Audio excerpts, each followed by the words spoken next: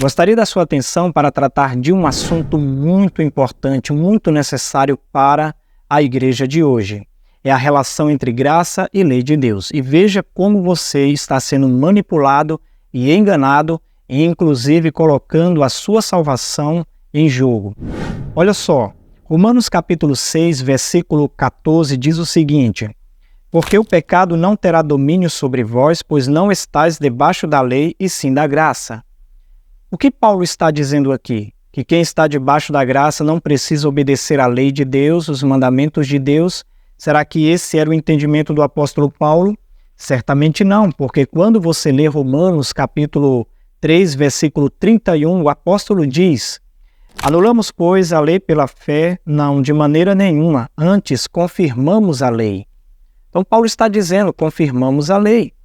E quando você vai para Romanos capítulo 7, versículo 12, ele diz o seguinte: por conseguinte, a lei é santa e o mandamento santo, justo e bom.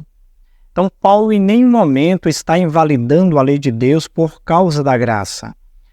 Então, para entender esse texto, você precisa ler o verso seguinte, Romanos capítulo 6, muitos só leem até o verso 14, mas leia também o verso 15, que diz assim, e daí? Havemos de pecar porque não estamos debaixo da lei e sim da graça de modo nenhum.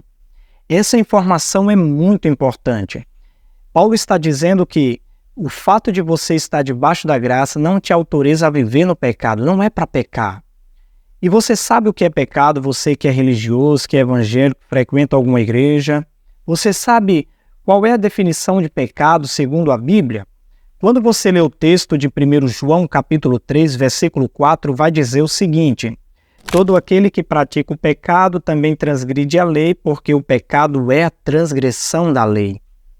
Biblicamente falando, meu irmão, o pecado é a transgressão da lei. Então você volta ao que Paulo escreveu. Se você está debaixo da graça e não pode viver no pecado, isso significa dizer que você tem que viver obedecendo à lei de Deus, que a graça de Deus não é somente salvadora, mas capacitadora, para te ajudar a ser obediente à lei de Deus que Ele escreve em nossos corações, de acordo com Hebreus capítulo 8, versículos do 8 ao 10, na Nova Aliança. É essa a ideia do apóstolo, é essa a ideia do Novo Testamento. A graça não exclui a lei de Deus e a lei de Deus não exclui a graça. Você precisa entender essa relação. E por último vai um alerta para você que é evangélico, que é cristão, que frequenta uma igreja, cujo seu líder religioso nega a vigência da lei de Deus, diz que você está debaixo da graça e não precisa obedecer os mandamentos. Olha o que o próprio Jesus falou em Mateus capítulo 7, versículos do 21 ao 23. Nem todo que me diz Senhor, Senhor entrará no reino dos céus, mas aquele que faz a vontade de meu Pai que está nos céus. Nem todo que me diz Senhor, Senhor. Então é um público religioso. Isso vai se confirmar no verso 22. Muitos naquele dia hão de dizer-me, Senhor, Senhor, porventura não temos nós profetizado em Teu nome, e em Teu nome não expelimos demônios, e em Teu nome não fizemos muitos milagres? Havendo um público religioso que professa o nome de Jesus, usa o nome de Jesus para profetizar, expulsar demônios e fazer milagres. Olha o que Jesus vai falar para esse público. Verso 23. Então lhes direi explicitamente, nunca vos conheci, apartai-vos de mim os que praticais a iniquidade. Jesus nunca teve parte com essas pessoas. Ele nunca as conheceu. Por quê? Porque elas praticam iniquidade, não fazem a vontade do Pai, mas praticam iniquidade.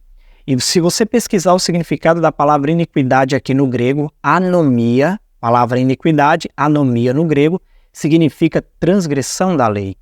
É a mesma palavra grega, lá em 1 João capítulo 3, versículo 4, quando diz que pecado é a transgressão da lei. Algumas Bíblias, inclusive, traduzem a lei como pecado é iniquidade, porque iniquidade é anomia, que é a mesma coisa que transgressão da lei. Então Jesus dirige uma dura mensagem para um grupo religioso que usa o nome dele para fazer curas, milagres, expulsar demônios, mas que está praticando iniquidade, anomia, transgressão da lei. E é justamente o que você vê no meio religioso de hoje. Os líderes defendendo a graça e rejeitando a lei de Deus. Meu querido irmão, não caia nessa cilada. Busque estudar a palavra de Deus, busque entender a lei de Deus. Peça para Deus abrir os seus olhos para que você contemple as maravilhas da lei dele, como está no Salmo capítulo 119, versículo 18. Que Deus te abençoe, que Deus te guarde. Deixe o seu comentário aqui nesse vídeo, compartilhe também esse vídeo para que mais pessoas tenham acesso a esse conteúdo.